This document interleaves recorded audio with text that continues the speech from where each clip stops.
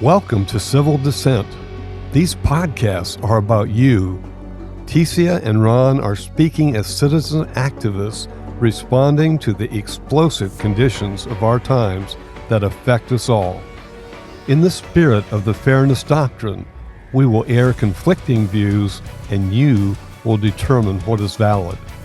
We will provide you with leads and contacts to government, business, community organizations, and more. And you take the action. In democracy, information and participation are key. Use your key, your voice, for a better world. Ticia and Dr. Ron have each traveled to more than a dozen countries and have studied political science, anthropology, and communications. Ron has even tried the undercooked mutton at the Canadian Pavilion at Epcot Center. We differ on our views, but we agree that our friendship is more important than our differences. We hope you feel the same. Now, without further ado, whatever that means, Ticia and Ron on Civil Dissent. Hello, Ron. I'd like, before we get into the issue today, which will be the fragility of democracy, to talk a little bit to the audience about the intent of the show. This show is really an experiment, and the experiment is to provide you with a platform so you can express yourself to policymakers, to decision makers, to the heads of organizations and corporations. It's a failure if you're not taking action. And many people assume that because there's a phone number, no one but a machine is going to answer. Quite the contrary, especially when you call government offices. Very often in Washington, what you will get is you will get routed to the office that you need to talk to and to someone in that office that you can actually have a conversation with. The worst that will happen is you will be given a platform where you could record your feelings, your views, your ideas, and all of them mean something. And I can tell you on a personal note why I know that's so. One, because I worked in the capacity as a producer and often dealt with Washington offices. Two, because even as a child of about 5 or 6, I remember my Italian grandfather calling us over to see something special. And what was it? It was a letter he had received from the White House. He had written to the White House in his broken Italian and broken English because his first language was Italian. And yet the White House responded to him with a letter with the presidential seal on it.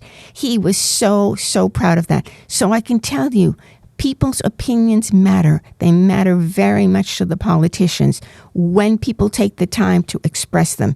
And one person's opinion in their mind, and correctly so, reflects a multitude of people. So don't sell yourself short. Please take advantage of the information that we provide. We provide phone numbers. We provide web addresses when possible. But make an effort, because otherwise our experiments, yours and ours, will fail. And there's no reason for us to continue the show if you're not going to take responsibility to make a contribution to what the changes that are needed in this country. Thank you.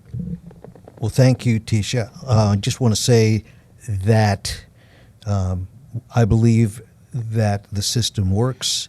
I believe that this is very legitimate.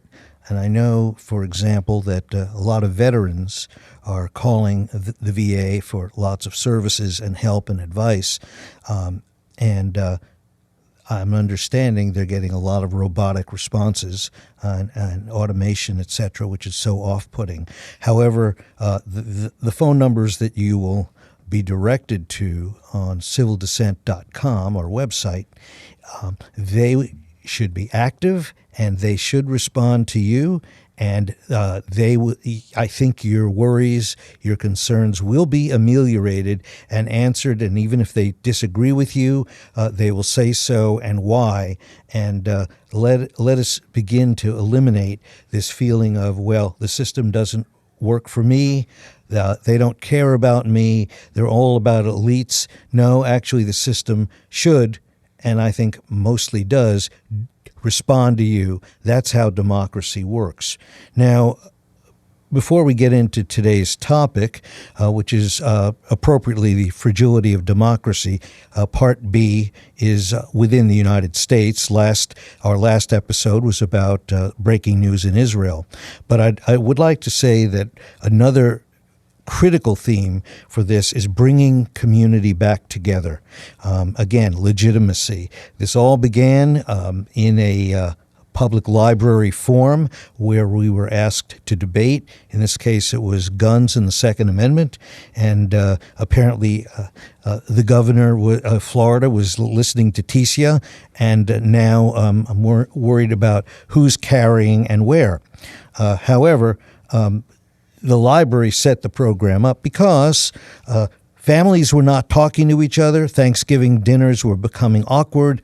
This is pre-pandemic, let alone post-pandemic. People have to be really on guard about what they're saying to friends or former friends. And so what we're trying to do is model a little bit about how friends can honestly, what you're going to hear is authentic disagreement and maybe even a tad more of the issues of the day, because Tisha and I agree on virtually nothing, in all honesty. And so, one of us is wrong 100% of the time, and I'm not going to cast any aspersions. However, we hope that at the end of each of these episodes of Civil Dissent, you'll hear both the civility and dissent on this program. We hope to get out of this episode and each of the following episodes still speaking to each other and honoring each other's point of view and being glad each other will probably be glad that each other were actually born. Now, so we're hoping that you can hear how it is done, and we're going to make mistakes. We're going to fall short from time to time.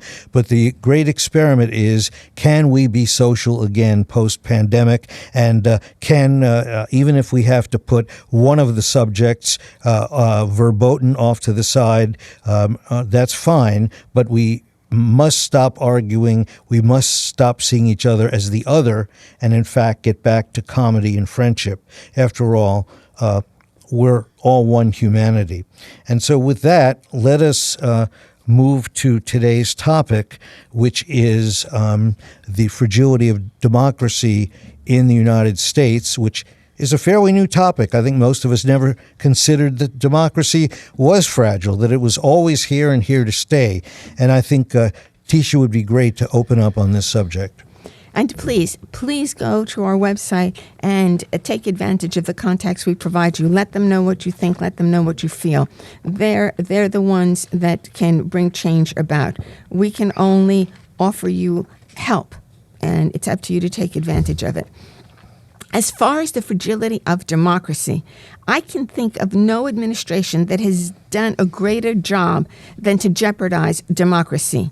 At the moment, the U.S. credit has been downgraded from AAA to AA. Credit cards are over 20%. Home prices are still up. Car loans are still too high. Supply chain obstacles are creating backlogs and shortages. Fuel prices are continuing to climb, creating a dependency on fuel from other unstable countries such as Venezuela. I mean, it's ridiculous, Ron. Talk about jeopardizing democracy. And I haven't even gotten into mentioning Black Lives Matter, okay, that believe in no justice, no peace. Oh, please. This was established by 4 avowed communists. And I'm told, but the organization has gone beyond that. They're beyond that now. Let me tell you something. No beyond that, okay? Communism believes in the violent overthrow of government. And what we've been seeing in the streets is precisely that type of chaos. Well, that's true. I remember, as you do, January 6th, and that is the prime example of the weakness of the American democracy, that we had a major public official, and I won't mention the name, but a major public official who was out there saying things like, January 6th, you better come. It's, quote, going to be wild. And lo and behold, some of the supporters of that politician showed up, and were egged on, as given by testimony by both the oath keepers and others, that they were egged on by the politician of who's formerly very powerful. And so, democracy then was under attack. They did everything they can to delegitimize the 2020 election, and therefore undercut democracy. And if it weren't for the vice president doing his constitutionally responsible job, we might be living under a bogus administration. So democracy is under great threat, and even that candidate who's running again is saying, quite frankly, we're going to expand executive power. We're going to eliminate government employees who don't toe the line in our way, neutral employees that don't have a political stake, and only our people will be involved. And so I'm afraid that we are under the gun here, perhaps literally, and democracy has never internally, by the way, is under much threat as this person. One can disagree about political issues, and by the way, gasoline, for example, is $1 cheaper than it was last year. Inflation it continues to decline. The number of people in jobs is almost a full economy, and the economy in every level is headed in the right way. Still got to get inflation down, but it's in the right direction. Oh, Ron, please. That's why our credit rating has gone from AAA to AA. That's why it's now going to be more expensive for the United States to borrow money against its debt or for its debt. That's why our dollar is worth less, because everything's going in the right direction. Who are you kidding? The thing I will grant you is that January 6th was shameful, and there's little or no excuse for what happened on January 6th, except that they were woefully, pitifully ignorant of what this country stands for, and the fact that it was very important to have a peaceful transfer of government, and that should have taken place. Well, that's absolutely right. I mean, it was astonishing that some of the demonstrators were saying to loved ones on their cell phones, "Hey, we made it to the White House!" And unfortunately, the building to which they referred was at the other end of Pennsylvania Avenue, so they got it a little wrong, And they were behaving like, Nancy, and, oh, by the way, hang Mike Pence. I'm not going to defend their actions. That's the attack against democracy. But nonetheless, I think just as terrible attack against democracy is the fact that we basically have no borders, which without borders, you have no country. The fact that this administrator, out of one side of its mouth, talks about how Ukraine is defending democracy for the West, yet it made it impossible for Ukraine to get planes when they needed them. That bridge that supplies the Russian army, it should have been bombed from day one by the Ukrainians had they had the planes that they asked for. And here we are still talking about how it's going to take 4 to 5 months to train them on the F-15s and 16s. Oh, please, they were just asking for MiGs that they knew how to fly when this whole thing began. And yet this administration did nothing, okay? It's ridiculous. It's ridiculous. And foreign policy is the responsibility of the president.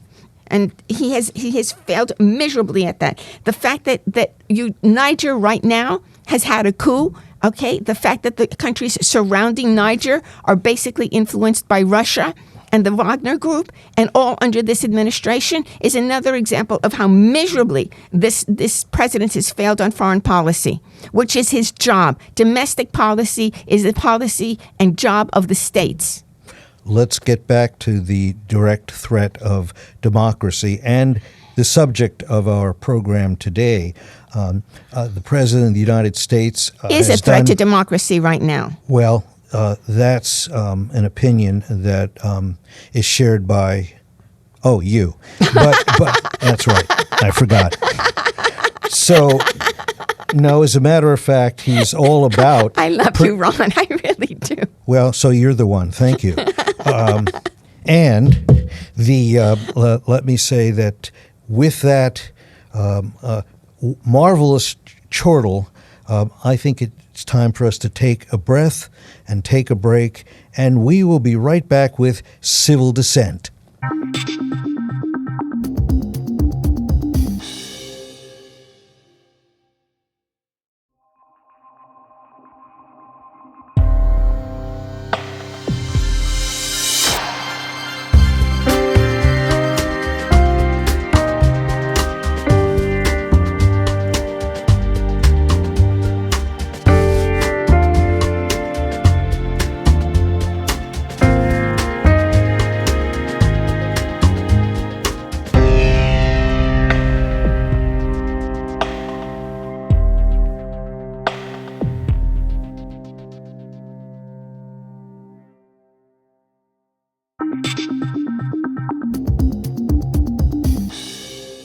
Welcome back to Civil Dissent. Today's topic with Ticia is the fragility of democracy. This is part 2 of our 2-part program and investigation of it. Last week, last episode, was about Israel and Bibi's attempt, Mr. Netanyahu's attempt to take over the judiciary as, of course, he is under investigation for bribery. Here in the United States, we have something, maybe similar. I know the charges in Israel have 1 or 2 issues involving, some bribery and some money, and that's for them to work out, although they may not be able to now with the new law. But here we have a president who is been under indictment, and I think the hits will keep on coming. I don't think we're going to be bored by this at all. We're looking at someone who has tried to delegitimize the last election, who has claimed falsely that he won, and after many independent election board presidents said this was the fairest election in the history of the country. One of those people who said that was the governor of Florida, by the way, back when. He might have changed his mind now. I can't understand why. But the idea is he's under indictment for financial manipulation and tax evasion. He's under indictment for paying off a former exotic dancer with hush money. He has, in my opinion, and will come out, colluded with autocrats, his favorite kind of government, of course, and so much more. And I think that he is going to be before the bar of justice many times. Why? Because his tendencies are anti-democratic. He is the threat to our democracy, and if he were to win, and by the way, that's a real possibility. If he were to be reelected, I would suggest that would be the end of the American experiment of 235 years. Ticia? Well, I'll say this. With everything that he may or may not have done, because one is presumed innocent until proven guilty, even the special prosecutor has acknowledged that. The greater danger than everything that you have just mentioned is the fact that the current president, has depleted our munitions, has depleted our fuel reserves. He's hurt the credibility and the stability of our currency, as evidenced by the fact that trade is taking place in the Chinese yuan and banks are purchasing more gold probably than ever. This is a greater threat to the fragility of democracy, Well, no, I don't know. The idea here is that the president is supporting democracy, and history is on his side. Those who were supposedly supporting democracy during World War II apparently got to that position rather late. I'm thinking of Neville Chamberlain and some of the others, and I'd refer to John F. Kennedy's master's thesis in economics, While England Slept. Marvelous book. The idea is that he is defending democracy from an unwarranted attack by autocrat Putin. And if we don't stop the Russians now, when do we stop them? Do we stop them in Moldavia? Do we stop them in Poland or Hungary? Nobody's disputing stopping Russians, but the fact of the matter is it's being gone about very ineffectively because the Ukrainians have been doled out and slow, and munitions and ammunition and planes are being slow walked to them, which has allowed Russia to basically decimate the country unnecessarily, because this could have ended on day one had they been supplied what they asked for, which they knew, had they been given air superiority, which they should have had, which any first-year cadet could tell you was necessary, the high ground, the air. And this president had stood in the way of that. Now, mind you, it's led to munitions company making a lot of money if you start to follow the money, all right? That's the reality. And as far as the former president and his indictments and everything else, the fact that the Constitution, all right, basically has been open on the question of whether a president can be a president from even jail if convicted is very interesting, because these were brilliant men. And I think the reason that they left that open is because they knew that the situation could be manipulated and someone could be made to seem criminal when they weren't or shouldn't be, that they could take actions that were questionable but not necessarily criminal and yet be excluded from the election process. And I'm not saying that Trump necessarily deserves to be running for president again or should be elected again, but I think in a strange way it was very smart that the Constitution left that open so that it doesn't exclude someone from still being able to serve as president if he's been framed. And I'm not saying that Trump has been framed, but I'm saying that it's very interesting that it was left as an open question. Well, I think it's interesting, too. And the Founding Fathers sided with innocent until proved guilty. And I'm very glad that this former president is not just being thrown in jail arbitrarily, as happens in autocratic countries.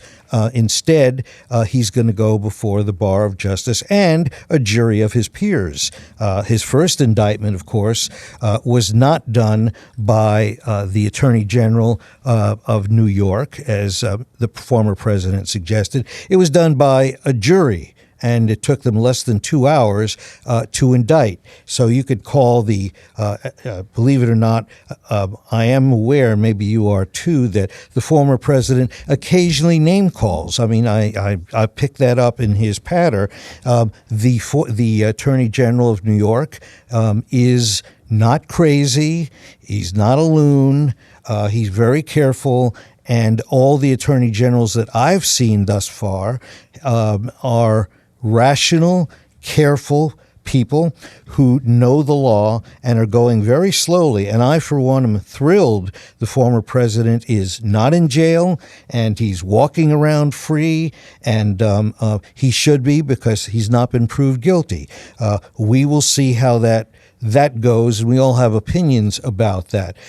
Just in terms of foreign relations, again, to answer your questions about, or your cynicism about our policy, the President of the United States takes an oath of office that out of the 46 presidents we've had, 45 of them have honored that oath of office. And this one is certainly included in that band of patriots. And so his responsibility is to the people of the United States and to keep us safe. And let's be very clear, it was very wise for him to go slow and not to aggravate and poke the Russian bear in the nose right out of the gates. The idea is that we didn't know that if Putin had all his marbles and if he was a rational human being, or was he nuts and was just going to throw nukes at the very beginning of the war. Fortunately, he did not. He does control quite a few nuclear power plants in Ukraine. Oh, and no kidding. No kidding. And fortunately, he's not blown any of them up. And so that the president, step by step, has made it more difficult for Putin. Day by day, Russia's getting weaker and weaker. They've now lost 50% of their armed forces. That's always a good thing for the United States and for NATO. And so he has proceeded rationally. And by the way, the MiGs were sent to Ukraine rather early. No, they weren't. Yeah, no, they were not. Number one. They've been there. No, listen to They're me. flying They were now, not. my dear. That's They're now. flying You're now. talking now. You're And they talking a have year. been. They And you're have talking been. after a tremendous amount of damage had been done to the country unnecessarily. And I'm going to tell you something. Not so much this former president walking around free, et cetera, et cetera. You want to talk about books that should be read? How about The Triple Instability by Robert Litwak? How about The War and Punishment by Mikhail Zygar, which discusses the inside mind of Vladimir Putin by a Russian journalist? How about Zero-Sum Victory, Failed Wars, which Christopher Kolanenda wrote? He was a former commander, an advisor during the Obama administration. I mean, it's really pathetic. You talk about him making things harder for Russia, for Putin. What has he done? What's he done to NATO? NATO has suffered energy shortages. NATO has now economic problems it didn't have. NATO has, Putin has to be howling at how this has been turned upside down with this administration's poor negotiations. Well, except that the former guy has just said that he would immediately, upon entering office, defund the war, let Ukraine go, and he's never been really fond of NATO. I suspect he'll be pulling us out of NATO, which is what he really wants to do. And this president has energized NATO, taken the lead of the democracies in the world, and has gotten virtually every NATO country to include weaponry, money, and all sorts of medical and foodstuffs going to Ukraine. And if the war drags on into the next poorly winter, executed, poorly used, poorly executed, poorly timed. Let's put that in there. Poorly. Right. And that's true. And you've paraphrased a lot of what has been said by this former president, as you put it. Right.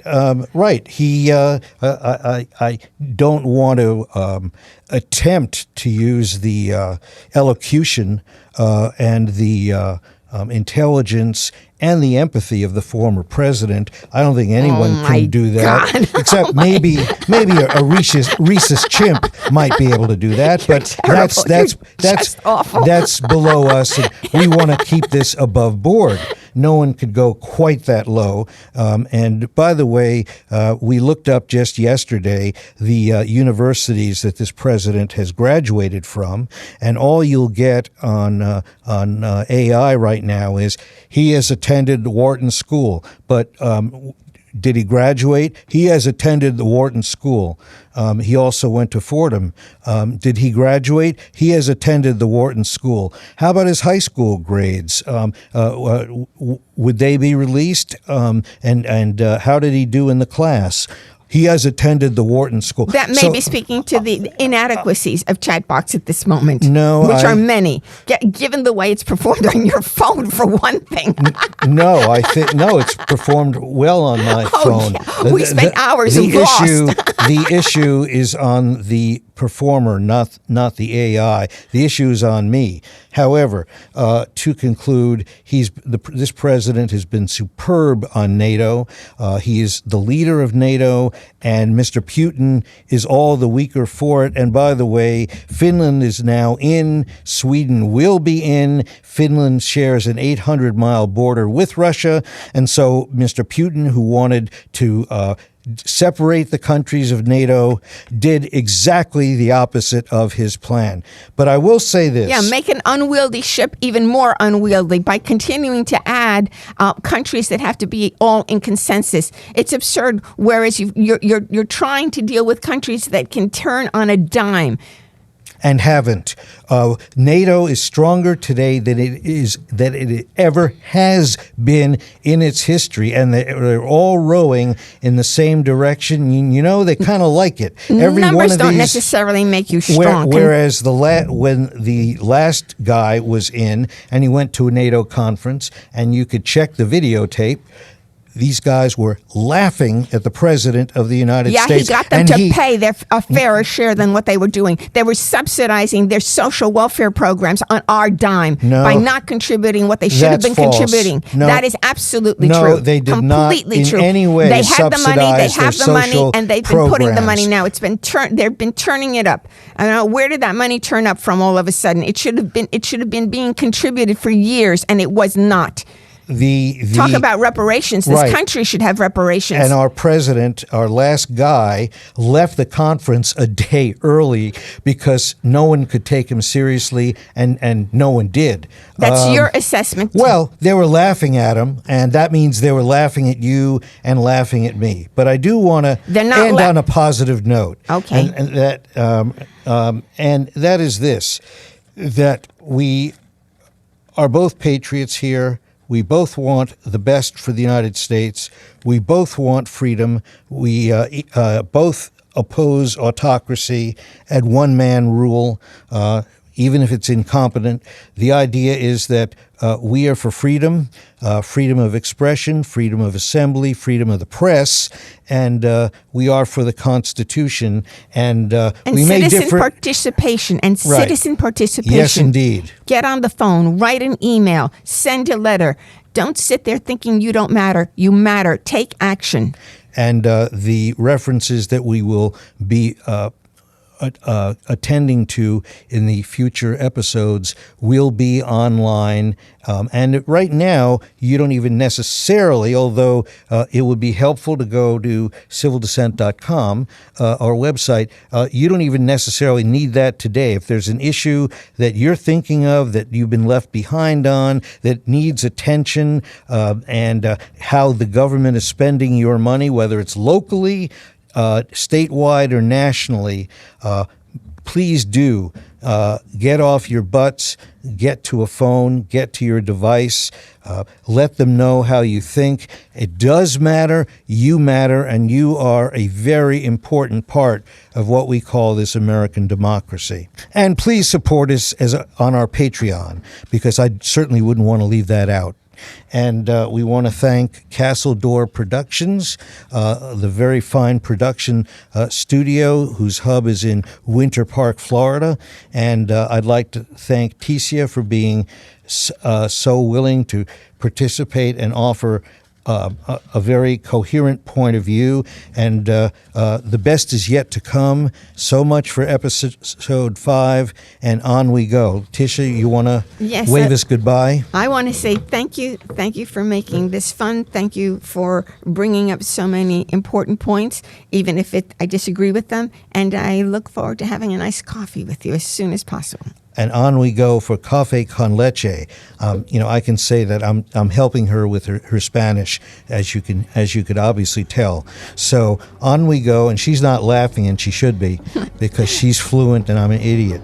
But I want to thank you all for listening, and we will see you next time on Civil Dissent. Gracias.